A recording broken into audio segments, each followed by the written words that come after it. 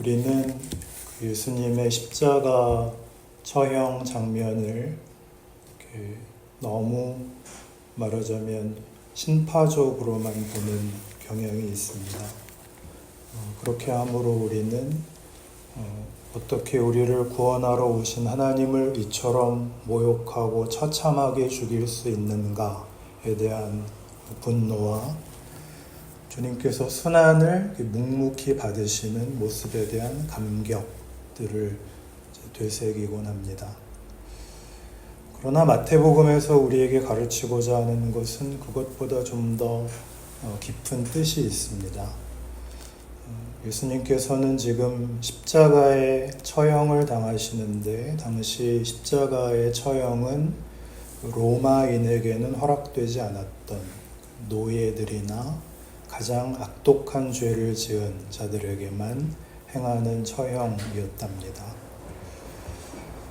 37절에 보시면 그 머리 위에 이는 유대인의 왕 예수라 쓴 죄패를 붙였더라 라고 되어 있습니다. 40절에 보시면 성전을 헐고 사흘에 짓는 자여 내가 만일 하나님의 아들이거든 자기를 구원하고 십자가에서 내려오라 그럽니다. 로마 군병들이 이렇게 예수님을 모욕했다는 것이죠. 그런데 사실 이것은 놀림의 대상일지언정 죄목이 될 수는 없습니다. 자기가 유대인의 왕이라고 했다고 해서 예수님께서 무슨 내란을 일으켰다거나 왕이 되고자 하는 구체적인 행동을 한 바가 없고 성전을 헐고 사흘에 짓는다라고 하는 말도 결국 자신이 십자가에 돌아가시고 사흘 만에 부활하신다 그런 말을 했다는 거지 무슨 성전을 헌다고 실제로 무슨 바루를 들고 가시거나 그런 적이 없잖아요. 약간 그 기시감, 엉뚱한 기시감이 들기도 하는데 그 윤석열 씨가 법정에서 증언할 때 했다는 태도처럼 아무것도 하지 않았다는 호수 위의 달 그림자처럼 어느 전직 역사 강사께서는 윤석열 씨가 예수님 같다 라고 하셨다는데 정말 심각한 신성모독이죠. 그런 권력자의 내란 행위와는 근본적으로 다릅니다. 그러니 지금 예수님을 처형할 수 있는 이유는 사실은 아무것도 없습니다. 예수님께서는 내란범도 아니시고 어떤 큰 죄를 범하지도 않으셨고 물론 노예도 아니십니다. 십자가에 처형할 이유가 없는데 그런데도 죽으시는 것은 당시 예수님을 처형한 유대인들의 종교적 또는 정치적 지도자들이 예수님에 대한 증오심을 가졌기 때문입니다. 그 증오심의 원인은 무엇일까요? 자기가 메시아라고 해서 본인들을 놀라게 했다라고 하는 것입니다. 처형을 담당한 로마 병정 입장에서도 생각해보면 예수님의 죄목이 정확히 뭔지를 잘 모르고 있습니다. 이 사람은 정신병자이거나 미친 사람인데 어쩌다가 이렇게 해서는 안 될 소리를 해서 이 자리에 왔나 해서 이런 조롱 외에 어떤 깊은 이해를 전혀 갖지 못하고 있습니다. 지금 이 조롱의 내용에서 나타나는 바와 같이 내가 만일 하나님의 아들이여든 내려와 보라. 이것이 저들이 예수님을 마음 놓고 모욕할 수 있는, 처형할 수 있는, 말하자면 빈약하기 짝이 없는 근거였습니다. 그분께서 정말 메시아라면, 그분께서 정말 하나님의 아들이시라면 이런 꼴로, 이런 모습으로 이렇게 모욕과 처형을 당할 리가 없다라고 생각하고 있는 것입니다. 그러나 바로 여기에 마태복음이 주장하는 예수님께서 십자가를 지신 모습 속에 담긴 메시아의 책무와 하나님께서 우리에게 그분을 보내셔서 이루려고 하시는 내용이 있습니다.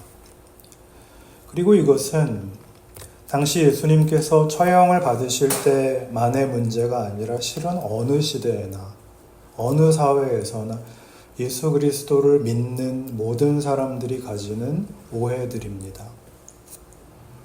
오늘날 많은 사람들이 예수님을 믿고 신앙이라는 이름으로 주일마다 교회를 향하지만 그럼에도 불구하고 이 당시에 예수님을 처형한 자들이 내가 만일 하나님의 아들이어든 내려와 보라 하면서 그분의 메시아직을 정치적, 군사적 해결로 요구했던 바와 같은 요구를 우리는 우리의 신자된 보상으로 생각하곤 합니다. 예수님께서 십자가에서 내려와야 메시아로 인정하겠다. 그것이 이들의 생각이죠. 그것과 같은 생각을 우리도 합니다. 우리가 하나님의 자녀니까 이런저런 일들을 이루어 주셔야 한다라고 주장하는 것이죠. 이것이 바로 예수님께서 십자가를 지셔야만 되었던 이 메시아 직무를 오용하는 것이고, 예수님께서 십자가에서 내려오시는 것이 우리가 생각하기에는 더 크게 메시아다운 일이다 라고 하는 기대가 우리 신앙의 이면에도 사실은 요구되고 있다는 것이죠. 오늘 본문을 살펴보시면 이 말이 이해가 되실 것입니다.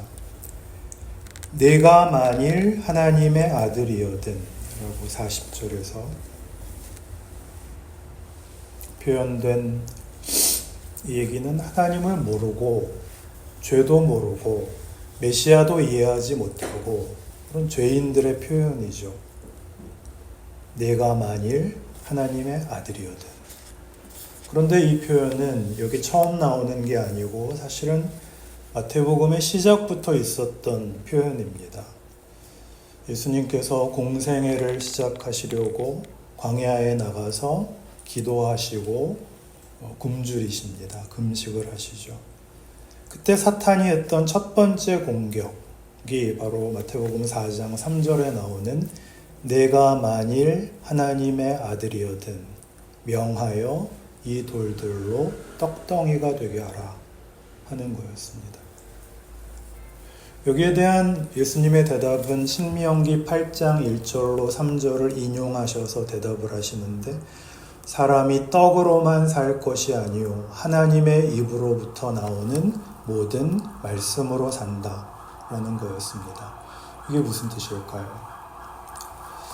사람에게 필요한 근본적인 모든 문제는 해결은 환경에 있지 않고 자신 안에 있다. 예수님 안에 있다. 라고 하는 것입니다. 떡으로만 사는 것이 아니다. 그러셨습니다. 그러니까 떡도 필요하다는 얘기죠. 그러나 떡으로만은 안 된다.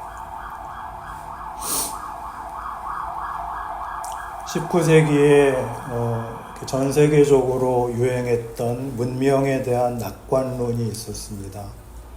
인간의 과학이 급속도로 막 발달하고 이대로 가면 못할 게 없다.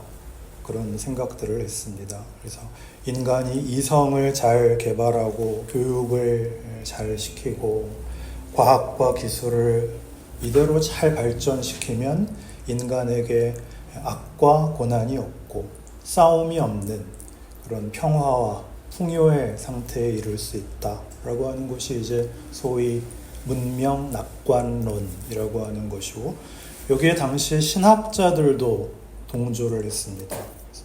그래, 하나님이 우리에게 주신 이 능력으로 사람은 스스로를 구원할 수 있다.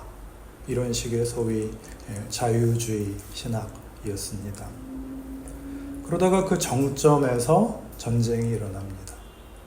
1차, 2차 세계대전이 일어나고 그래서 이런 낙관론 자체가 완전 잿더미가 됩니다. 무슨 생각을 했을까요? 인간의 능력과 이성이라는 것이 근본적으로 악하구나. 과학이 최고로 발전해서 만들어내는 것이 사람 죽이는 무기로구나. 그래서 이 이후에 이제 신학자들은 죄에 대하여 더 진지하게 생각을 하게 되었고, 구원은 인간 스스로는 해결할 수 없다. 전문 용어로 엑스트라노스, 우리 밖에서, 프로노비스, 우리를 위하여. 그래서 구원의 힘이 하나님으로부터 와야 된다. 그랬습니다. 인간은 죄인이다. 죄밖에 지을 줄 모른다. 인간에게 좋은 환경과 좋은 조건을 만들어주면 그걸 이렇게 선용하는 것이 아니라 그걸 가지고 더 많은 죄를 짓고 더 많은 죄악을 만들어내더라 하는 것입니다.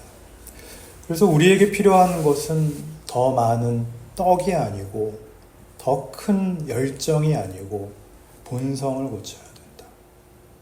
우리 생각이 아니라 하나님의 생각으로 우리의 본성을 바꿔야 된다. 그것이 성경의 용어로 하면 떡이 아니라 하나님의 말씀으로 산다는 의미입니다. 하나님께로만 의로운 것과 거룩한 것과 선한 것과 생명과 모든 복된 것들이 있다. 그래서 예수님께서는 십자가를 지십니다. 환경을 바꾸고 조건을 바꾸는 것이 아니라 본성을 바꾸자. 이것이 십자가입니다. 그래서 우리는 우리의 신앙을 확인을 하면서 늘 이 십자가의 정신이 있는가? 나는 십자가 앞에 서 있는가를 물어야 한다. 이것이 마태복음서 전체에 걸쳐서 흐르는 일관된 사상입니다. 오늘 우리 신앙인들에게 예수님께서 십자가를 지시고 우리를 바꿔놓으려고 하셨던, 그래서 죄인에서부터 새 사람으로의 변화와 십자가 앞에서의 자기 부인, 이런 십자가의 정신, 그런 자기 점검이 과연 있는가? 일례를 들어서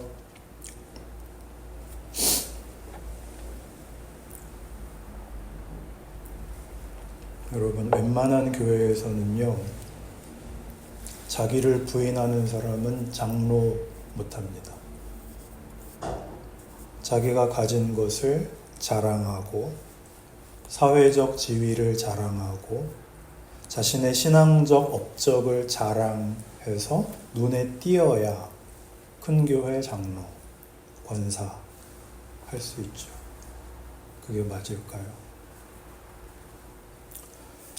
그러니 오늘 우리의 실상을 오늘 본문식으로 얘기하자면 예수님을 십자가에 못 박은 자들이 네가 만일 하나님의 아들이여든 내려와 보라.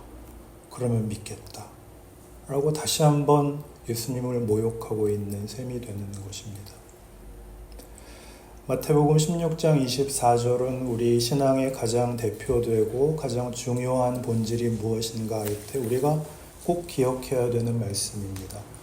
누구든지 나를 따라오려거든 자기를 부인하고 자기 십자가를 지고 나를 따를 것이니라 하죠.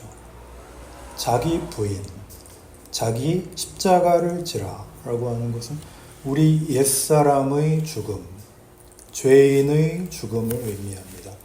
떡으로만 사는 줄 알았던 옛사람, 하나님 없이 자기 혼자 의와 진리와 선을 만들어낼 수 있다고 믿었던 죄인의 죽음입니다. 파멸 외에는 만들어내지 못하는 자, 싸움과 더러움 외에는 만들어내지 못했던 자로부터의 어떤 전환, 즉 죄인의 죽음이 있어야 된다. 그 말입니다. 오늘날 한국교회가 정상적으로 보이지 않는 것은 한국교회가 여기를 은근슬쩍 외면해 버렸기 때문입니다. 그 총체적 병리 현상이 저는 이번 탄핵 정국과 관련해서 적나라하게 드러났다고 생각합니다. 어느 검사께서 이번 탄핵 정국으로 인해 검찰이 관뚜껑에 못을 박았다. 끝났다. 라고 말씀을 하셨다는데 저는 한국교회도 그랬다라고 생각을 합니다. 화장 버튼 눌렀다.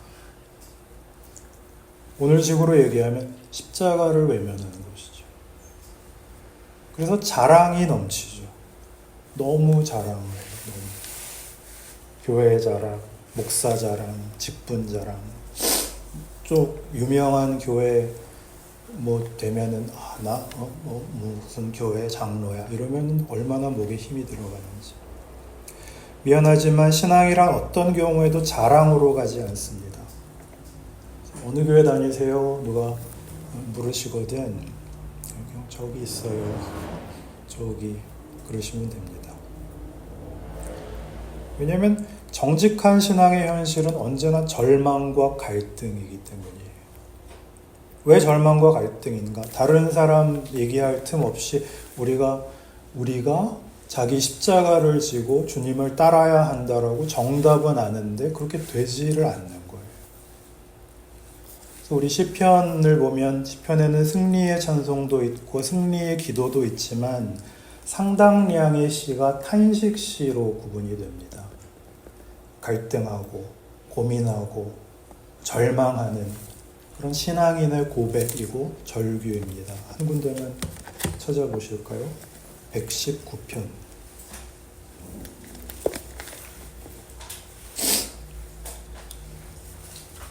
시편 119편은 시편에서 가장 정점에 있는 내용인데 그 성경에서 제일 긴 장으로도 유명하죠.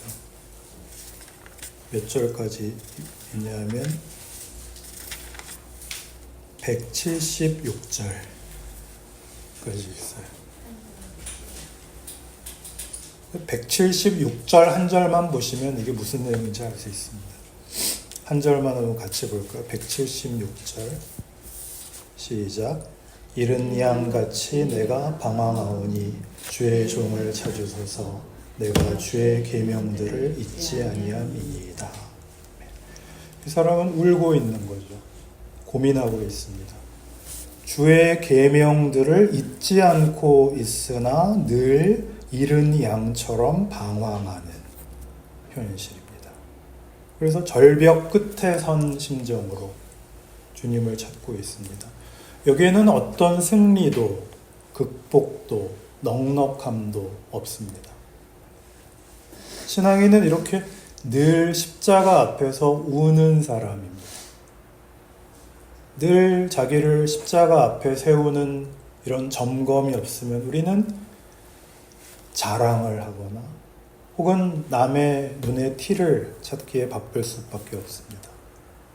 우리가 그 말씀을 읽거나 설교를 이렇게 잘 들으시면 마음에 이렇게 찔림이 있는 게 정상입니다. 저 목사가 나들으라고 저 얘기를 하는구나. 아니, 하나님이 말씀하시는구나. 그렇게 들으시면 좋은데 이거는 아무개 집사가 들어야 되는데 그렇게 생각하시면 안 된다고 그러잖아요. 설교는 나한테 하는 것이고 그 이전에 설교는 목사인 제가 저 스스로에게 하는 것입니다. 저 자신이 저 자신에 대한 절망 때문에 길 잃은 양같이 이렇게 유리하는 고민을 할 수밖에 없고요. 절망할 수밖에 없는 이 십자가를 지고 주님을 따르지 못하는 처지에 대한 어떤 방법이 없는 거예요. 여러분, 목사를 위해서 기도하시는 건 이 기도를 하는 겁니다. 우리 목사님, 세계적인 목사님 이런 거 하지 마시고요. 하나님, 우리 목사님 절망하지 않게 해주십시오. 그렇게 저를 위해서 기도를 부탁합니다. 그러나 십자가에는 복이 있다.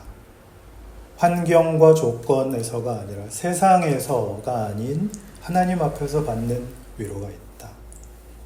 기가 막힐 웅덩이에서 비로소 나오는 것이 있고 인간의 참된 소망과 참된 가치와 특권의 자리에 서는 것이다.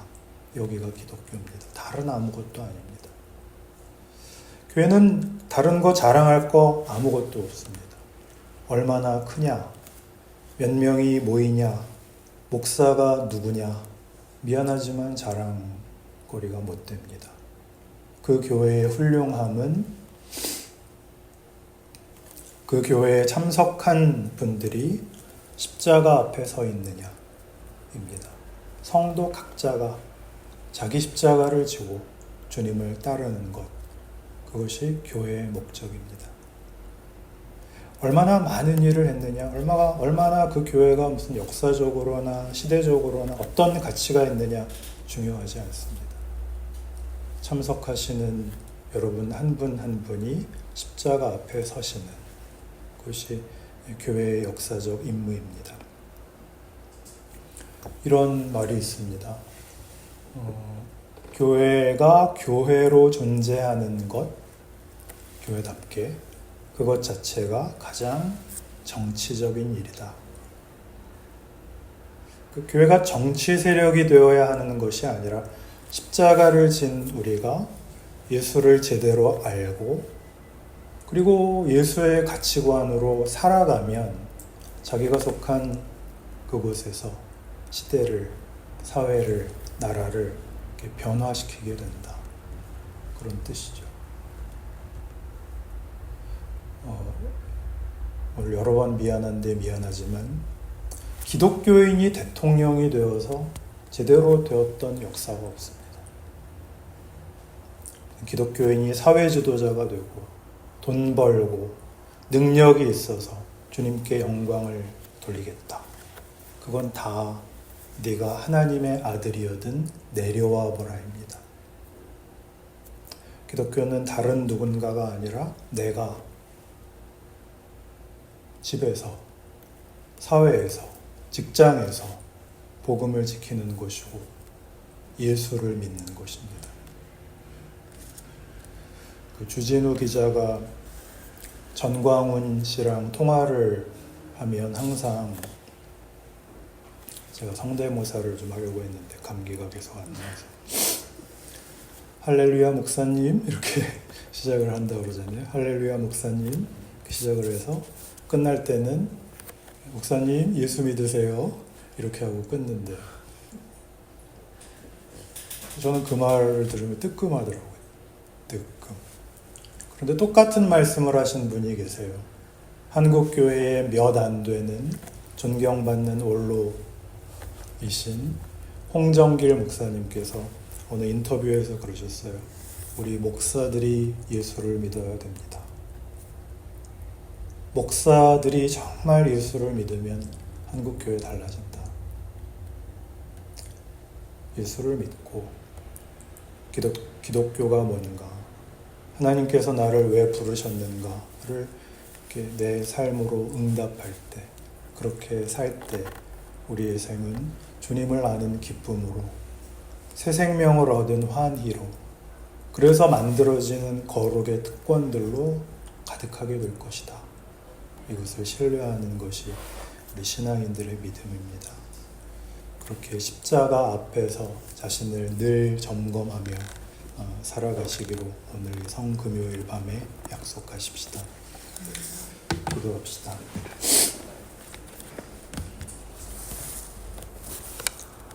하나님 아버지, 지난 한 주간 십자가 묵상 기도회로 모일 수 있도록 인도해 주셔서 감사합니다. 하나님의 자녀라 공언하며 예수를 믿노라 고백하는 우리들이 십자가 앞에서 네가 만일 하나님의 아들이여든 내려와 보라 하는 저 못난 자들과 함께 하는 것이 한두 번이 아닙니다. 우리의 소원들과 우리의 요구들은 다 무엇이었습니까? 주님께서 우리들에게 주신 십자가라는 그 귀한 선물을 놔두고 세상의 것으로 채우며 확인하며 하나님께서 나를 특별히 대접해 주셔야만 하나님의 자녀로 만족하겠다라고 하는 한없는 욕심과 어리석음 속에 끌려다니지는 않았는지요. 우리로 다시 겸허히 십자가 앞에 무릎 꿇고 이제 그 십자가로 자기를 점검하게 하사 자기를 부인하며 십자가를 지는 법을 배우며 의와 진리로 거룩함을 받은 새 사람의 복된 인생, 그 영광의 목표를 향하여 나아가는 우리의 신자된 현실이 되게 하여 주옵소서. 감사드리며 예수님의 이름으로 기도드립니다.